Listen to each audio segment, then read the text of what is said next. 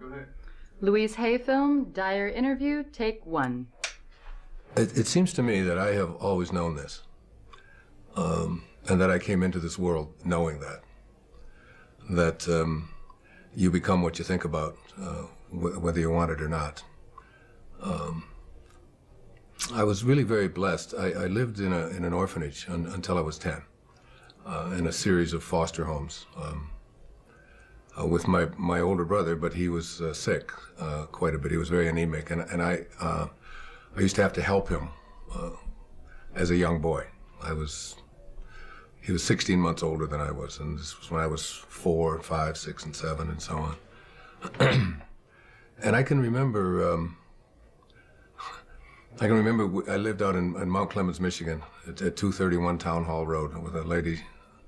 Her name was Mrs. Scarf, and she had a lot of children would come and go from there. And I was in a foster home because the circumstances at that time were such that my father had walked out on his family, and I was born in the Depression, and there was no welfare and things like that in those days. So it was like people just helped each other out. And my mother was working as a candy girl in Detroit, on the east side of Detroit, earning $17 a week, and she just didn't have the money and wasn't able to provide for her children. So we lived out at this one particular place, and I can remember whenever a new child would come to the house, they would always say, "Go find Wayne." And I would be out in the back. They had orchards there, and this was no hardship. This was no difficult thing for me. This was a great blessing, I think, in my life. Those earliest days. And I can remember a girl named Martha came, and they were dropping her off for basically the same reasons that we were dropped off there.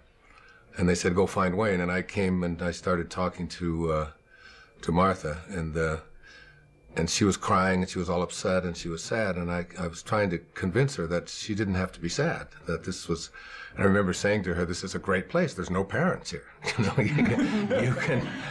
You can do pretty much anything that you want. I mean, you've got a lot of freedom, and we're going to have a great time."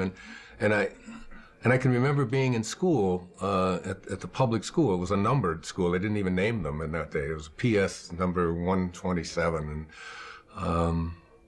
and I remember the teachers, one time we were out on the playground and all the kids were all upset, and I said, "What's wrong?" And they said, "Well, the teacher said this is the worst class that she ever had," and she was so all upset, and she was angry, and she was hurt, and I said, "Well, why would you allow her opinions to have anything to, if this is her hardest day, then her life is just easy, and I can remember talking to other people about all you have to do is change the way you think. And it goes from being a miserable experience or a tough experience or a hard experience to one that you can do anything that you want with. And when my mother got our family all back together again when I was nine, almost 10 years old. And I can remember her telling me what it was like when I was just a baby, when I was just like an infant, that I was the one child that could make everybody else laugh. At times when everybody else would. She said we were waiting for a bus one time when we were just real babies before I went into the orphanage, and she said a car came by, and it was in Detroit, and there was all this slush, and we all went flying down. Everybody had dirt on them and dirty snow, and we were laying in the ground, and everybody was crying. And she said, "You were and upset and mad because our clothes were wet and so on." And she said, "You just stood up and said, this is great, isn't this wonderful? Look, we don't have to do this, and we don't, just turning it into something positive." It's like, so the ability to be able to do that was something, I can't remember a time in my life when I didn't know that if I really went to work on how I thought, that things just didn't have to be bad. I was the richest kid in the orphanage. I've talked about that many times in my lectures, that a snowstorm was a time we had 2 snow shovels at the home, and one of them had the edges all curled up from hitting the curbs, and you couldn't make any money with that one. So the other one, when it would snow, I would go downstairs and I would take the good snow shovel and I would put it under my bed, and I'd sleep with it right with me in the bed so that nobody else would get it. And I would get up before everybody else got up, and I would go out and I would just shovel everybody else's snow, shovel their walk. And then later on, and I just go knock on the door and just tell them that I shoveled their walk. And they'd say, some would say thank you, and some would give me a dime, which doesn't sound like much, but that's about $3,000 in today's money. And when I found out that soda pop bottles, for example, were worth 2 cents each, that if you took them back, you could get 2 cents back, I mean, that was just like one of the great awarenesses and awakenings of my life, because I would follow people around who were drinking a Coca-Cola and say, you almost done with that? They said, well, no, I'm not going to. Well, just whenever you're ready. I just followed them and said, we'll walk until, and I had we had a coal bin where we lived because it was coal furnaces, and we filled that coal bin with soda pop bottles, and I would take it back. It was just always easy to change, and all the other kids would be not having any money and complaining about not being able to have abundance or be able to have some level of being able to buy themselves like just a little donut or a Pepsi Cola or something. They couldn't figure it out, and it always seemed so easy to me that all you had to do was just look around and see the opportunities in anything, and it had nothing to do with whether there are opportunities there. There always are opportunities. You know, I'm 67 years old. I have never, ever been unemployed or even can't even deal with the concept of unemployment. It isn't that I've had no job. I've always had more jobs than and it isn't because I've been through all good economic times. There've been some pretty sour economic times over the last 50 years or so. I just have never known how to think any other way than if you change the way you think about things, you can create whatever it is you want for yourself in your life. It's just a simple knowing. I mean, I've made a living talking about it. I've written lots of books about it and so on, but I have always lived it and practiced it, and I still do today. It was Thomas Troward. I don't know. He did some lectures on mental science way back in the 1907, 1908. He was from Scotland. And one of the things that he said is that the law of flotation was not discovered by the contemplation of the sinking of things. So that, you know, like before the 15th and 16th centuries, all of the ships were made out of wood. Not because iron wasn't available and steel wasn't available, but because there was a belief that wood floated. So therefore you had to make ships out of things that floated. That's literally how and then someone came along and said that it has absolutely nothing to do with what things are made out of. It has to do with the amount of water that is being dispersed. That's what determines whether something will float or not. And I think about that all the time, because it's in the contemplation of what you desire that you create what it is that you want to have for yourself. It's in your willingness to contemplate it, and nothing more, according to Troward and mental science. So that I think about the Wright brothers, you know, 100 or so years ago. You know, it's like, and I said the law of flying was not discovered by the contemplation of the staying on the ground of things. So that these were two people, like for me, to figure out how to get an airplane to fly, and my limited knowledge of all of that, I would probably have contemplated the staying on the ground of things. You know, it's like, this is what happened. But there's somebody came along and contemplated the idea that if you get enough speed going and you have the right design and you get pressure underneath something like this, and you get that this thing is going to lift off the earth. Somebody had to contemplate that idea. And everybody who contemplated that it wasn't possible, that it couldn't work, was a part of why flying didn't take place, because there was no new law discovered in the early part of the 20th century, any more than electricity was discovered by, you know, Thomas Edison or anyone like that. I mean, the ability to have electricity has always been there. Somebody has to contemplate.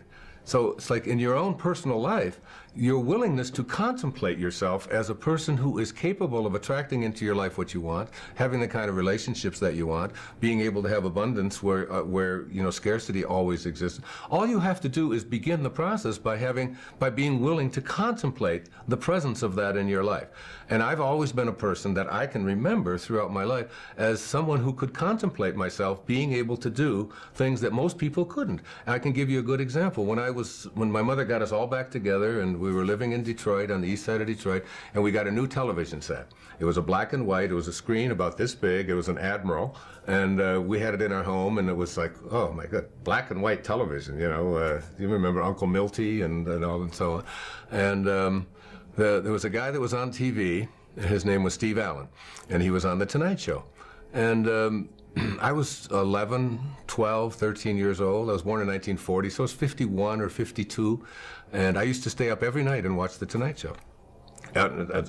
even though I had to go to school the next day, there was just something about that show, and all of the characters and smock and all the things that Steve Allen would do on it.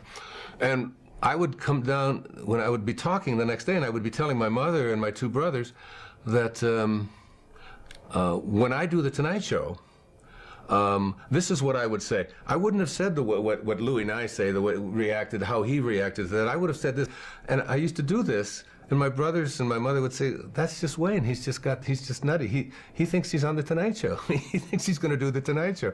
And I would go up into my room at on this little tiny house that we lived in, a little 2-bedroom house that 5 of us lived in because my mother remarried, and I would see myself doing the Tonight Show. I would just practice it, and Steve Allen became someone that I was really enamored of. Well, fast forward, I don't know, 30 years or whatever, and I've written a book, Your Erroneous Zones, and the Tonight Show calls, and they ask me if I would like to come on and do it. So I do my first stint on the Tonight Show. I did the show like 37 times over a period of 3 or 4 years with all these different hosts, but Johnny Carson was on, and the first guest on the very first show when I did the show was Steve Allen. And it was like something clicked in me that I had contemplated that as a child. I had always had a knowing, and I can remember sitting there talking to Johnny about this thing that, and Steve Allen was sitting there right next to me, and we were talking about that kind of thing. So that by putting my attention on something, it wasn't some deliberate thing that I was doing, when I was 11 or 12 years old that was designating that I was going to be a person who was going to be appearing on talk shows 30 years from now. It was just an awareness a willingness to contemplate myself in that kind of a place. And I think the power of contemplation is the thing that most people haven't harnessed yet. And when you harness it in your life, there's absolutely no limit to what you can attract into your life. If you absolutely stay focused on what it is that you're going to manifest and attract, you're not going to do it in your time. Jackson Browne sings a song that says, "And creation reveals its secrets by and by." I mean, you can't push the river. It's all done in divine time, but it will show. It will show. It will manifest. It will attract itself. And I'm never surprised any longer about anything that I put my thoughts on that I can attract it into my life. I just absolutely know that law of attraction and that it absolutely works. And I have absolutely no doubt about it. And I feel as if before I even came into this world, when I was in the world of spirit, that I had a conversation with God. And it was God saying to me, what would you like to do in this lifetime? And I said, well, I'd really like to spend a lifetime teaching self-reliance, because that's truly all I've ever done since the time I was just a little boy, through all my life. I mean, I could just go through all of the things that I've done. It's been always about teaching self-reliance. And God said, you're sure you want to spend a whole lifetime teaching self-reliance? I said, yeah, that's what I want to do. And he said, well, we better get your little ass into an orphanage then.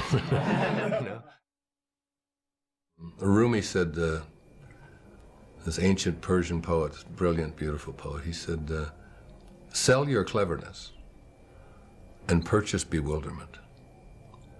It feels like bewilderment. It feels like awe. It feels like, even as I think about it now, I can feel myself tearing up behind my eyes, because only I know what is going on behind my eyeballs. It feels like so glorious and so sweet and so trusting, so knowing. There's just this powerful knowing that you're not alone. There's this. That it's like there's a safety, there's a sense of that you're not alone. I had this great experience years ago. There's a friend of mine, he's on KTAR, a radio station in Phoenix. His name's Pat McMahon, Irish Catholic guy. And Mother Teresa is to be his guest, right? On the same day that I'm his guest. So we're in the studio, and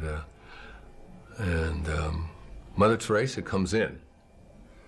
Now, she's about 4'10", maybe weighs 80 pounds. And she's there to talk about a homeless shelter that she slept in the night before, to tell the people of Phoenix about this homeless shelter. And I'm there to talk about a book that I don't know which one it was. It was 10, 15 years ago. So Pat asks, tells Mother Teresa, is there anything that I can do for you?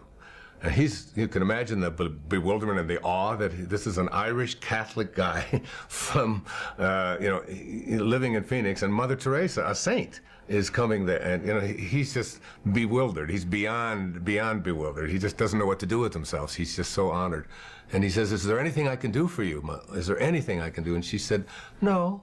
She said, "I just came here to talk about the homeless shelter." He said, "But Mother Teresa," he said, we have a 50,000 watt clear channel station that goes in every direction."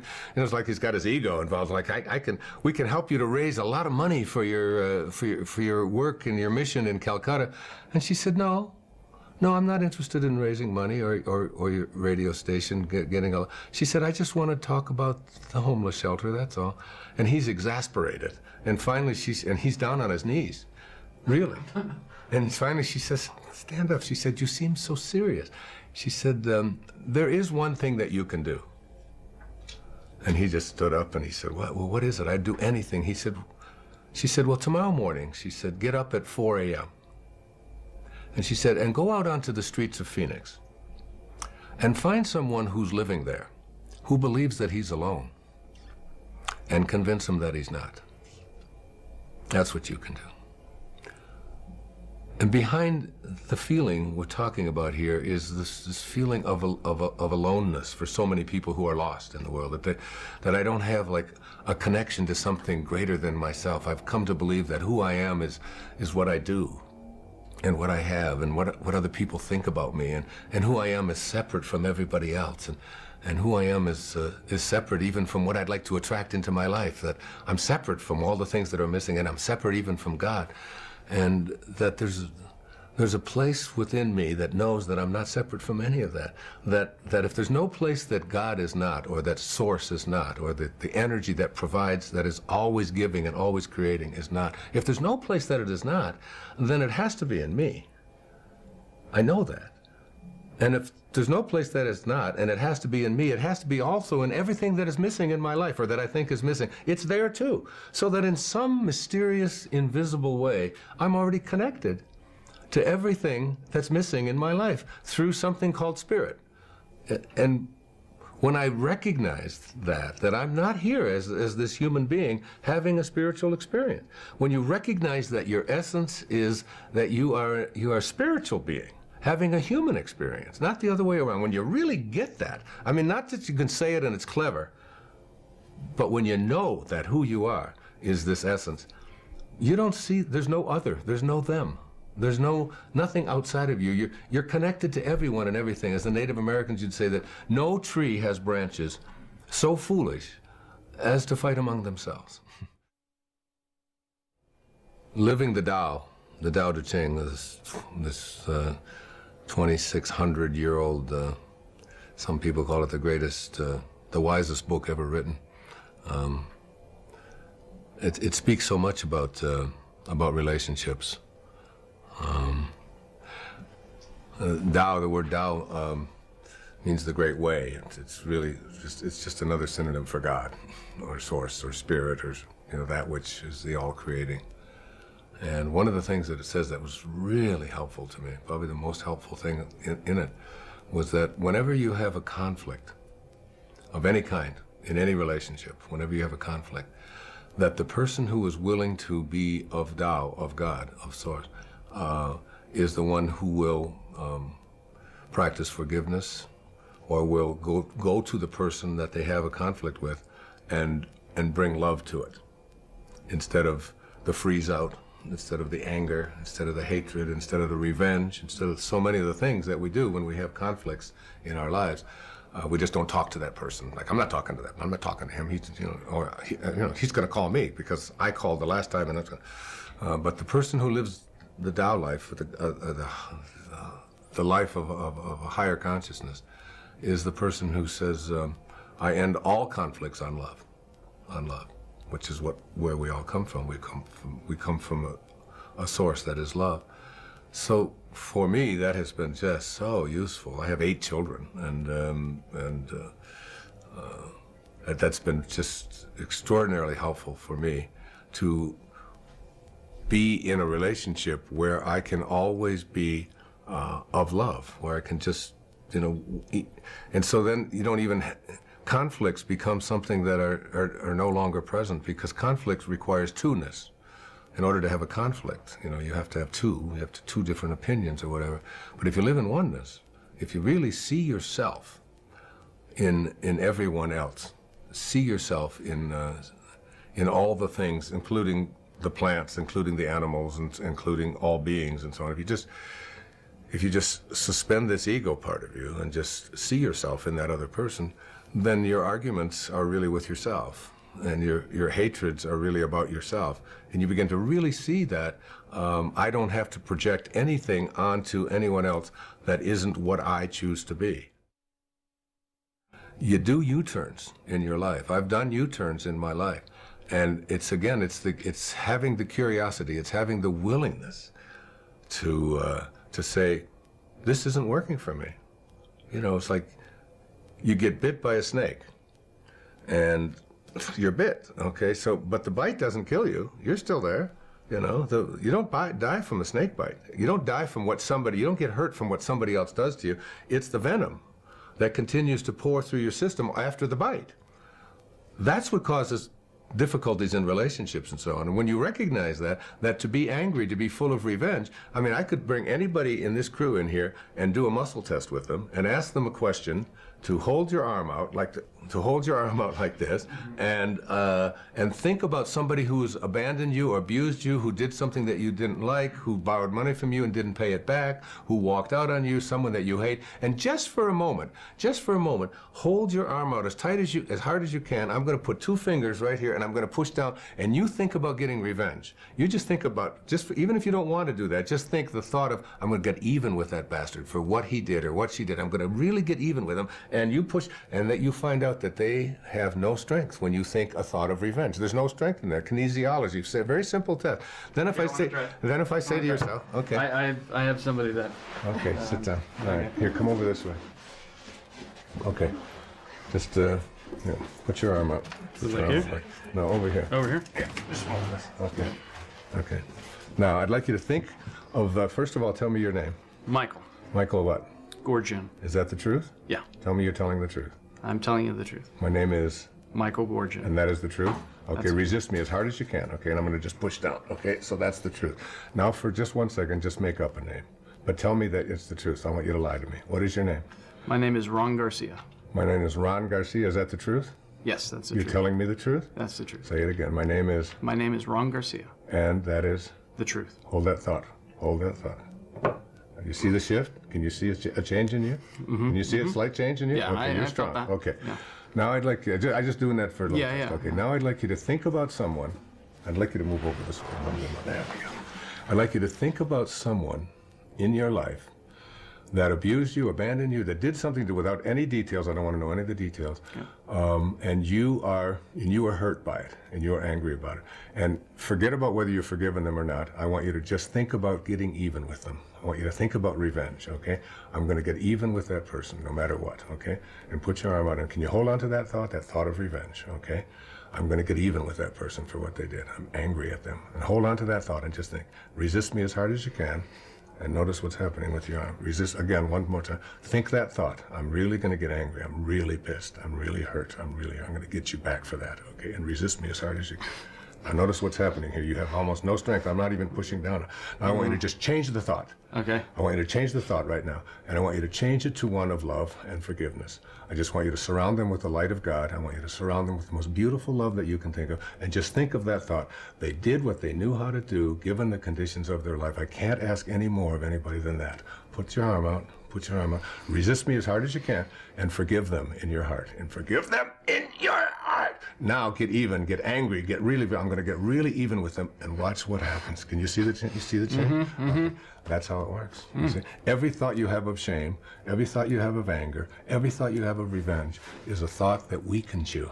Every muscle in your body. It's even in your eye. Well, I think, even I've, like I couldn't look at you when my attention I could goes see the shift. somewhere. Your heart is a muscle, isn't it? How many times do we say to our children, you should be ashamed of yourself? Think of, here, watch. Put your arm up. Resist me as hard as you can. Think of a moment in your life when you felt great love. The greatest love you ever felt in your life. Just think of that moment. And I don't want to know anything about it. Just think about who it was, okay? Can you think of a moment like that? Great love. Michael is just loved, okay? And look, I can't nudge you, right? I'm pushing really hard.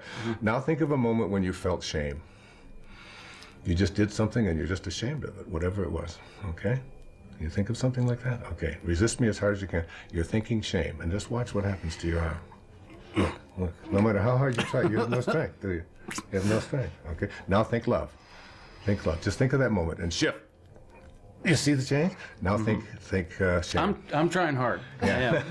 Think shame. Just think of shame. You're ashamed. You're really ashamed. Whatever you did, you're really ashamed. You really screwed up, okay? Resist me, sir. Look, you have no strength.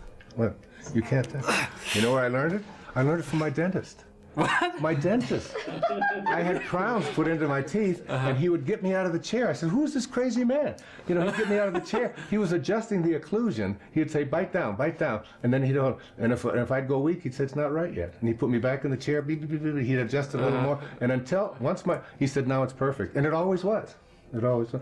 Wow. This is the power. Who's your dentist? It's like what we just demonstrated here is the power of the thoughts that we have. What a thought of shame, a thought of anger, a thought of revenge, what it does to the muscles of our body. The muscles of our, it's like the reason I ask you to tell me a lie, you know, is because I wanted to test your body, because your body wasn't made by your parents.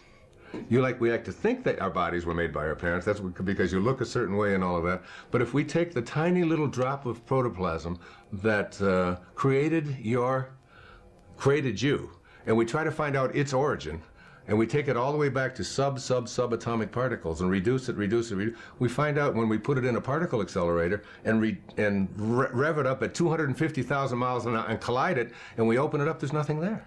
That you came from the invisible, you came from source. It's the spirit that gives life. So that once you understand that this body of yours is a creation not of human beings, but it's a creation of God. It's a creation of source. It's a creation. It came from nowhere, and an invisible source, and manifested into the world of the physical. And so it only reacts to truth, because it was created by truth. So once you lie, this is an ultimate lie detector test. That's why I always say we could have saved $93 million with President Clinton. You know, it's like, come on. Did you have sex or didn't you? Let's get over this, you know. But now you're using an instrument not of human beings. All of our bodies are divine creations, and they only react to truth with strength. The truth that when you go weak, you're going against your Tao nature. Your true nature is not revenge. Your true nature is not hatred. You came from love, and you have to stay in that state. And once you learn that, once you get that, like having that demonstrated could change your life. Just that moment can change forever. People ask me, what is your biggest confusion about humanity? It's like man's inhumanity to man. This recognition that we are something beyond ego. You know, and we don't, we have a divided world, a world that believes that, you know, if you're male, you're different than if you're female. If you're Muslim, you're different than if you're Christian. If you're born on one side of the river, then you're different than the person who wasn't. And we've taken on all of these ego beliefs. And my real strong thing about it is that I think that my generation, when I was in my 20s and so on, we were the generation that had to end a war. You know, we had to end a war. I took my doctoral orals on the 4th of May, 1970. The announcement came on the radio, on the television, you know, at around 4 in the afternoon, that the government had put live bullets into their rifles, and they fired on students who were protesting the war at Kent State, and 4 of them were killed. You can imagine what I felt, because I was really working very hard to try to end that war. When I had to go in and defend my dissertation, which seemed so trivial, when I considered what our government was now doing. We were going to put and all these students were doing was protesting a horrific war where people were dying in huge numbers. I think the new generation, this generation, they're Their job isn't to end a war. It's to end war. It's to end the concept of war. And the concept of war comes out of this ego identification of who we are, and a belief that I am what I have, and I am what I do, and I am what others think of me, and I am separate from everyone, separate from God, separate from what's missing, this idea of separation and so on. And we will inch by inch move towards a place where people will begin to recognize their connection to each other rather than their separation, or we'll have to just start all over. We'll have to start it over. As Einstein said, if the next war that is fought, he said, after this one will be fought with, with sticks again. We'll have to start all over again. We'll have to start all over. And it's really about slaying this ego, this massive ego thing. You can see it in our foreign policy. You can see it in the way that we treat it. You can see it on television. You can see it in all of the ads that you see for having to take pills for everything. And that's what I feel my work is about. What my life is about now is ending the concept of hatred and separation.